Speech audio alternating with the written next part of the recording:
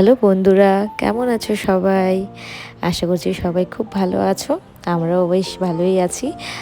R tales of পূর্বের আরও একটি নতুন ব্লগে তোমাদের সবাইকে অনেক অনেক স্বাগত। তো আজকে তো আমি অনেক দিন পর আরেকটা ব্লগ দিচ্ছি আর কি। আর এতদিন তো আমি কন্টিনিউ মিনি ব্লগ দিচ্ছিলাম, কারণ এই ভিডিওটাকে আমি কিছুতেই এডিট করতে পারছিলাম না।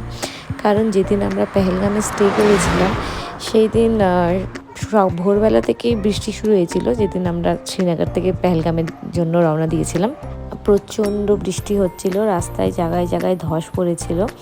আর পেহেলগামের ডিস্টেন্স তো শ্রীনগর থেকে অনেকখানি, তো অনেকটা রাস্তা ছিল। এতটা রাস্তা মানে এরকম দেখানোর মতো সেরকম কিছু ছিল না, তাই আমি কিছুটা জায়গা তোমাদেরকে কেটে কেটে দেখাচ্ছি। এবার সারাক্ষণই বৃষ্টি হয়েছে, মানে সারাদিন সেদিন বৃষ্টি হয়েছে। সেদিন আমরা পেহেলগামে স্টে করেছিলাম, পরের দিন আমাদের কাটরা থেকে দিল্লির জন্য ট্রেন ছিল। তো যাই হোক, এবার সারাক্ষণই মানে আমরা গাড়িতেই ছিলাম, যার জন্য সেরকম ভিউ কিছু দেখানোর মতো ছিল না। আবার লাস্ট দিনটা তোমাদের সাথে শেয়ার না করলেও হয় না, তাই কোনো রকম লাস্ট দিনের ভিডিওটা এডিট করে তোমাদের সাথে শেয়ার করতে চলে এসেছি। তো চলো, এবার আমরা চলে যাচ্ছি শ্রীনগর থেকে পেহেলগাম। আর রাস্তার ধারে যেগুলো দেখতে পাচ্ছ এগুলো পুরোটাই অ্যাপেল ট্রি। এই আপেলের বাগান দেখতে দেখতে আমরা চলে এসেছি একটা ধাবায়, যেটার নাম ছিল রাজা ধাবা। তো কাশ্মীরে আমরা যেই কয়দিন ছিলাম বেশিরভাগই দিন আমরা রাজা ধাবাতে লাঞ্চ করতাম, কারণ ওখানকার যে ড্রাইভার ছিল আমাদের গাড়ির, উনি আমাদেরকে বলতো যে এখানে ভেজ, পিওর ভেজ আর ভালো খাবার পাওয়া যায়। তো আমরা ওই জন্য এই রাজা ধাবাতেই দুপুরের লাঞ্চটা করতাম। তো যাই হোক, এখানে চলে এসেছি। আর এর বাইরেই দেখো কি সুন্দর অ্যাপেলের জুস তৈরি হচ্ছিল, যেখানে সব মানে ট্যুরিস্টরা দাঁড়িয়ে অ্যাপেল জুস খাচ্ছিল। তো আমরাও সেখানে অ্যাপেল জুস খেলাম, খেয়ে ওখানেই দুপুরের লাঞ্চ করে। আর এই অ্যাপেলের জুসের এখান থেকে অনেক রকমের আপেলের মোরাব্বা, আচার এগুলো পাওয়া যায়। তো এগুলো আমরা সব কিছু কিনেছিলাম, আর আপেলও কিনেছিলাম। গ্রিন অ্যাপেল নিয়েছিলাম 1 কিলো, আর রেড অ্যাপেলও নিয়েছিলাম 1 কিলো। আর আমাদের এখানে চাইতে ওখানে আপেলের দাম অনেকটাই সস্তা ছিল। তো আর খেতেও ভীষণ সুন্দর ছিল, খুব মিষ্টি। তো যাই হোক, সেই সকাল থেকে বৃষ্টি চলার কারণে দেখো এখানকার রাস্তাঘাটের কি অবস্থা। এই দিন যাও প্রবলেম মানে সেরকম হয়নি, কিন্তু পরের দিন মানে যেদিন আমরা পেহেলগাম থেকে কাটরা গিয়েছিলাম সেদিন আমাদের অবস্থা একদম ভয়ঙ্কর হয়ে গেছিলো। পেহেলগামে আমরা খুব একটা বেশি সময় কাটাতে পারিনি, তার কারণ হচ্ছে আমরা যখন শ্রীনগর থেকে বেরিয়েছি, মানে শ্রীনগর থেকে যে পেহেলগামের ডিস্টেন্স ওটা অনেকখানি, প্রায় 4-5 ঘন্টা, তার বেশি ছাড়া কম না। তো এতটা রাস্তা ট্রাভেল করে এসে আবার নিজেদের লাগেজ হোটেলে রেখে কোনো ফ্রেশ কিচ্ছু হয়নি, কারণ সকালে তো ফ্রেশ হয়েই বেরিয়েছিলাম। তো যাই হোক, তো নিজেদের লাগেজ হোটেলে রেখে আবার সেখান থেকে আমরা বেরিয়ে পড়েছি। এই যেই দেখো, এবার আমরা পেহেলগামের সাইট সিন করতে বেরিয়েছি। আমরা ঘুরতে বেরিয়েছি আরু ভ্যালি, বেতাব ভ্যালি, তারপর আরও অনেক জায়গা যেটা পেহেলগামের সাইট সিন করায়। তো এই গাড়িটা আমরা হোটেলের থেকেই নিয়েছিলাম। পেহেলগাম ভীষণ সুন্দর। তার মানে টোটালি আলাদা, একদম সোনমার্গ গুলমার্গের মতন নয়, একদমই আলাদা, কিন্তু ভীষণ সুন্দর জায়গা। তো আমরা এখানে ঘুরতে বেরিয়েছিলাম, কিন্তু এত বৃষ্টি হচ্ছিল যে জায়গায় জায়গায় ধস পড়েছিল, তোমাদেরকে আগেই বললাম, যার জন্য আমরা আর নিচে নামিনি, গাড়ির থেকে বেশি বেরোতে পারিনি। তো আমরা যতটুকু সাইট সিন করেছি গাড়িতে বসেই করেছি, আর যেভাবে করেছি তোমাদের সাথে ঠিক সেভাবেই শেয়ার করলাম, কারণ তোমরা এই ভিডিওতে দেখতেই পাবে যে বেশিরভাগই আমরা গাড়িতে বসেই সব জায়গা তোমাদেরকে দেখানোর চেষ্টা করেছি। তো এই জিনিসের সাথে তোমরা আশা করি একটু কম্প্রোমাইজ করবে, কারণ এত বৃষ্টির মধ্যে কারোর পক্ষে বাইরে বেরিয়ে দেখানো সম্ভব না। তোমরা আশেপাশে রাস্তাঘাট দেখলেই বুঝতে পারছো। কিন্তু ভীষণ সুন্দর ঘুরেছি পেহেলগামটা, যতটুকু ঘুরেছি তোমাদের সাথে শেয়ার করছি। সোনমার্গ, গুলমার্গ এগুলো যেমন সারা রাস্তায় যেন মানে বরফের সাদা চাদরে ঢাকা, পেহেলগাম কিন্তু ঠিক ওরকমটা নয়। পেহেলগামের ওপরে মানে পাহাড়ের ওপরের চূড়াটা দেখো বরফে ঢাকা, আর নিচে অল্প অল্প বরফ, আর বাকি হচ্ছে মানে সেই গাছগুলো যেগুলো পাহাড়িয়া গাছ, যেগুলো দেখলেই মানে মনে একটা আলাদা আনন্দ জাগে, সেই গাছগুলো আর কি। তো এগুলো এমনভাবে হয়েছে মনে হচ্ছে যেন কেউ নিজের ইচ্ছায় এত সুন্দর করে লাইন করে একটা মানে সুন্দর একটা কোনো জিনিসের শেপ দিয়ে সাজিয়েছে। আসলে কিন্তু তাই না, মোটেও না। মানে পুরোটাই প্রকৃতি নিজেকে নিজে এখানে সাজিয়েছে, এত সুন্দর করে সাজিয়েছে, মানে অসম্ভব সুন্দর। আর পাশ থেকে যে ছোট্ট নদীটা বয়ে যাচ্ছে, ও মানে কি বলবো, আর দারুণ। আর তোমরা যত সাইডে দেখতে পাচ্ছ যেই গাছগুলোর মানে পাতা নেই, এমনি হয়ে আছে, সেগুলো প্রত্যেকটাই কিন্তু অ্যাপেল ট্রি। এগুলো আপেলের গাছ। এটা যেহেতু অ্যাপেলের সিজন নয়, যার জন্য এই গাছে কোনো পাতা ফল কিছুই নেই না। যখন অ্যাপেলের সিজন থাকে তখন এই গাছগুলো পুরো আপেলে নাকি ভরে থাকে। যাই হোক, পেহেলগামে প্রচণ্ড ঠান্ডা ছিল। যতটা ঠান্ডা গুলমার্গ বা সোনমার্গে ছিল তার চাইতে অনেক বেশি ঠান্ডা পেহেলগামে ছিল।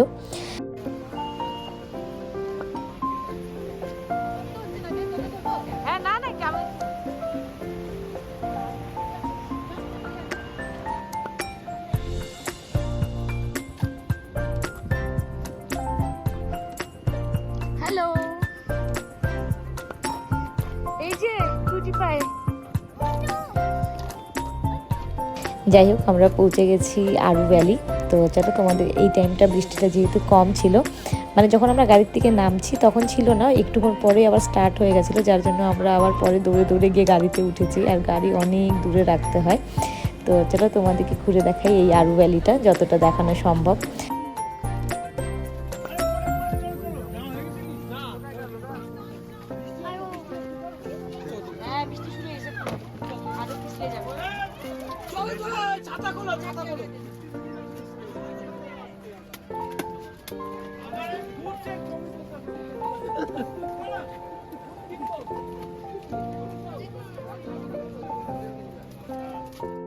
সবাই শুনতেই পেলে যে বৃষ্টির জন্য কিভাবে সবাই চিৎকার করছিল, কারণ সবাই এত মজা করে ঘুরছিল, সবাই নিজের মতো শপিং করছিল। হঠাৎ করে বৃষ্টিটা এসে সবার মজাটা আবার নষ্ট করে দিল।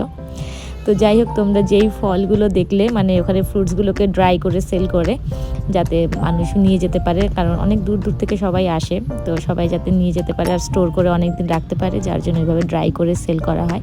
আর খেতেও খুব ভালো। তো আমরাও 1 কিলো নিয়েছিলাম, আর সেখানে নানা রকমের ফ্রুটস ছিল, খুবই ভালো ছিল। আর এই দেখো, এটা হচ্ছে বেতাব ভ্যালি, যেখানে বেতাব মুভির শুটিং হয়েছিল। তো এই জায়গাটার নাম আগে অন্য কিছু ছিল, ওনারা বলেছিল, কিন্তু আমার এখন মনে নেই।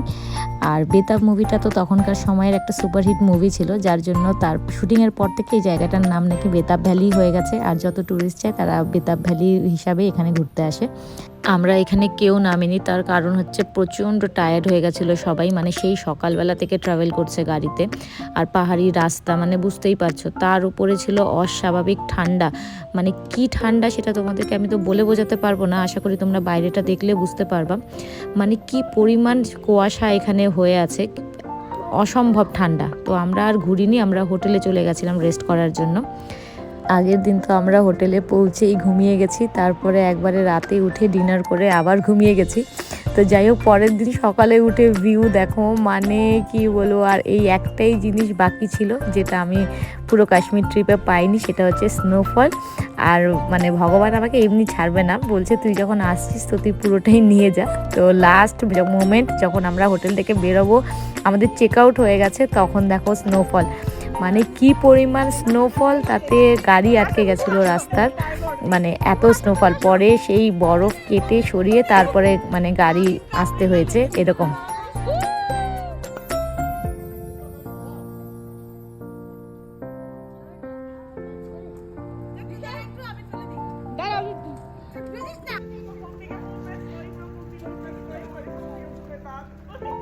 পাচ্ছি না, বিছানা বুক করে নিচ্ছি, বা তোমার ফোন ভিজায় ফেলছে, বুকু খারাপ হয়ে যাবে।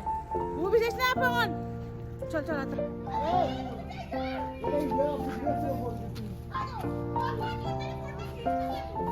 সবুজ দাঁড়িয়ে থাকলে আয়না, তুই আর আমি একটা ফটো তুলি।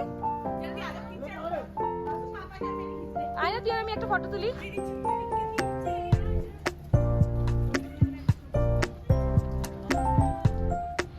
আজকে যাবো, আজকে দিয়ে না, হ্যাঁ লাস্টের দিন পুরো পুরো ইয়ে উঠে গেল। আমি আর একটু ফটো তুলি।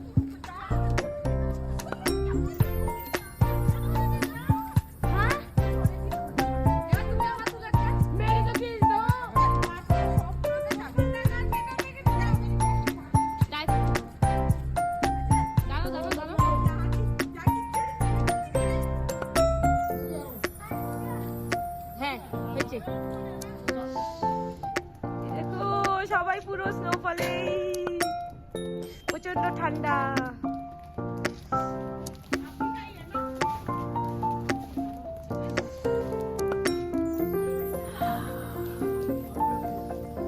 মানে চোখের পলককেই সবুজ জায়গা একদম সাদা হয়ে গেল। যেই সবুজ জায়গা দেখে আগের দিন ঢুকেছিলাম ঠিক তার অপোজিট এই হোয়াইট চাদর, একদম স্নোর চাদর দেখে বেরোলাম। তো বললামই আমাদের তো চেক আউট হয়ে গেছিলো, তো আমাদেরই লাগেজ এখন নিয়ে যাওয়া হচ্ছে, তোমরা দেখতেই পাচ্ছ।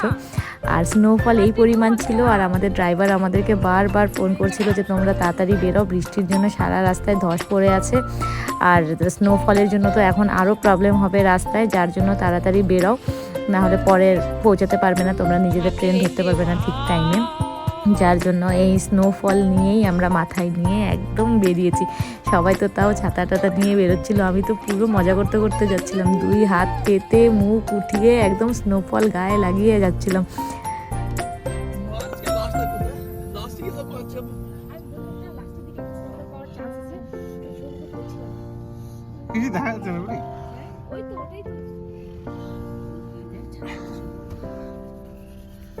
এই যে বরফে সবাই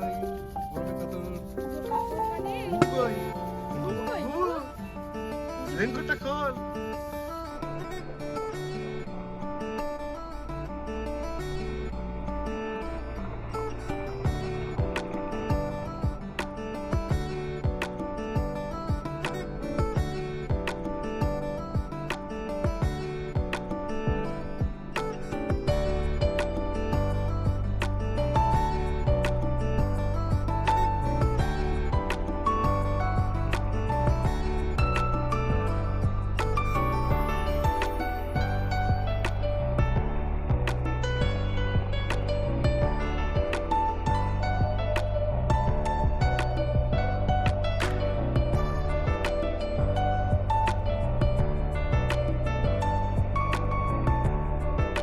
তো এখন আমরা বুঝতে পেরেছিলাম যে আগের দিন এত বেশি ঠান্ডা কেন পড়েছিল, মানে ঠান্ডায় থাকাই যাচ্ছিল না। তার কারণ হচ্ছে টেম্পারেচার একদম ডাউন হয়ে গেছিলো, মাইনাসে চলে গেছিলো, যার জন্য এই পরের দিন আমরা এই স্নোফলটা পেয়েছিলাম। তো যাই হোক, খুব খুব খুব মজা করে কাটিয়েছি। আর এই ক্লিপটা, আমার যে ক্লিপটা তোমরা দেখতে পাচ্ছ, সেটা আমার মোটেও দেওয়ার ইচ্ছা ছিল না। তার কারণ হচ্ছে মানে আমি ঘুম থেকে উঠে ব্রাশ করে এমনি বেরিয়ে গেছি, মানে সেটা মানে কি বলবো। আর যাই হোক, তো মানে যারা আমার মেকআপ লুক আর নো মেকআপ লুকের একটা দেখতে চাও, তাদের জন্য এটা একটা পারফেক্ট ভিডিও, তোমরা এটা দেখতেই পারো। তো যাই হোক, এত কিছু করার পরে যে বেরিয়েছি, তারপরেও গিয়ে কিন্তু যেই বিপদের ভয় ছিল সেটা আমাদের সাথে হয়েছে। সেটা হচ্ছে আমাদের গাড়ি আটকে গেছিলো প্রায় 3.5 ঘন্টা 4 ঘন্টার মতো। আর এরকম জায়গায় আমাদের গাড়ি আটকা পড়েছিল যেখানে কোনো খাবারের দোকান সেরকম ছিল না, ছোট্ট ছোট্ট স্টল ছিল যেখানে শুধু আলু পরোটা পাওয়া যাচ্ছিলো আর কিচ্ছু না। তাও ওখানে সব রকমের মানে সবাইকে দিতে পারছিল না, কারণ এত গাড়ি আটকে ছিল জ্যামে, এক একজনকে একটা দুটো আলু পরোটা নেওয়ার জন্য আধা ঘন্টা 1.5 ঘন্টা ওয়েট করতে হচ্ছিল। আমরা কিন্তু অনেক সকালে বেরিয়েছিলাম, তারপরেও এই প্রবলেমে পড়েছি। যাই হোক, অনেক সকালে বেরিয়েছি বলেই হয়তো আমরা ঠিক টাইমে আমাদের ট্রেনটা ধরতে পেরেছিলাম। আর এই দেখো টার্নেলটা, এই টার্নেলটা কিন্তু সেই টার্নেলটা যেটা অনেক দিন ধরে ফেসবুকে সবাই পোস্ট করছিল যে এই টার্নেলটা হয়ে গেলে কাশ্মীরের রাস্তা অনেকটা ইজি হয়ে যাবে, মানুষের জন্য অনেকটা রাস্তা কমে যাবে। তো সেই টার্নেলটা তো ওপেনিং হয়ে গেছে, এটা সবাই জানে। আর ওই টার্নেলটা দিয়েই আমরা এসেছিলাম। তো ভীষণ সুন্দর, জায়গায় জায়গায় তখনও কনস্ট্রাকশনের কাজ চলছিল। প্রায় 12 কিলোমিটার বা 13 কিলোমিটার এরকম কিছু একটা এই টার্নেলটা ছিল। তো এটা ক্রস করাতে অনেকটাই কাশ্মীরের সবার জন্য অনেকটা সুবিধা হয়ে গেছে। আর এই যে পেহেলগাম ছেড়ে আমরা এখন পৌঁছে গেছি কাটরা। কাটরা এত সুন্দর, তার একটাই কারণ হচ্ছে বৈষ্ণো দেবী, মানে আকাশ দেখো, ওর পরিবেশ দেখো, মানে অসম্ভব সুন্দর। আর এই বৈষ্ণো দেবীর কারণেই কিন্তু কাটরা এত সুন্দর। কাটরাতে ঢুকলেই বোঝা যায় যে এটা কোনো তীর্থস্থান, মানে একটা ভগবানের জায়গা, সেটা এখান থেকেই বোঝা যায়। কিন্তু সেই বৈষ্ণো দেবীর দর্শনের ভাগ্য আমাদের হয়নি, তার কারণ এখানে দর্শন করতে গেলে আমাদেরকে আরও একদিন স্টে করতে হতো, আর অতটা সময় আমরা নিয়ে আসতে পারিনি। তো যাই হোক, এই যে নিয়ে আমাদেরকে দেখাচ্ছে যে ওই যে বৈষ্ণো দেবী। তো আমাদের যে আঙ্কেল গাড়ি চালাচ্ছিল তিনি ভীষণ ভালো ছিল, আর উনি আমাদেরকে এখানে বৈষ্ণো দেবী এখান থেকে দেখাচ্ছিল যে ওই দেখো বৈষ্ণো দেবী, এটা গেট ওটা গেট, উনি এভাবে পরিচয় করিয়ে দিচ্ছিল। পরে উনি আমাদেরকে পিরা নিয়ে গেছিলো, যেখানকার রাজমা চাওয়াল বিখ্যাত। তো আমরা পরে পিরায় যাই এবং সেখানে রাজমা চাওয়াল খাই, আমাদের লাঞ্চ করে উনি আমাদেরকে স্টেশনে পৌঁছায়, এবং এই যে আমাদের ট্রেন দাঁড়িয়ে রয়েছে আমাদের জন্য। এবার তো বাড়ি যেতেই হবে, আর কিচ্ছু করার নেই। মনটা ভীষণ খারাপ, দেখো সবারই মনে দুঃখ। তো দুঃখ করে কোনো লাভ নেই। আর ঘুরতে এসেছি, ঘোরা হয়ে গেছে, বাড়ি তো যেতেই হবে, 2 দিন তো জীবনের কাজে তো ফিরতেই হবে। তো চলো, তোমাদের সাথে আবার পরের ভিডিওতে দেখা হবে। আবার কোথাও ঘুরতে গেলে তো তোমরা আমার সাথে থাকবেই, আমাদের সাথে আছোই।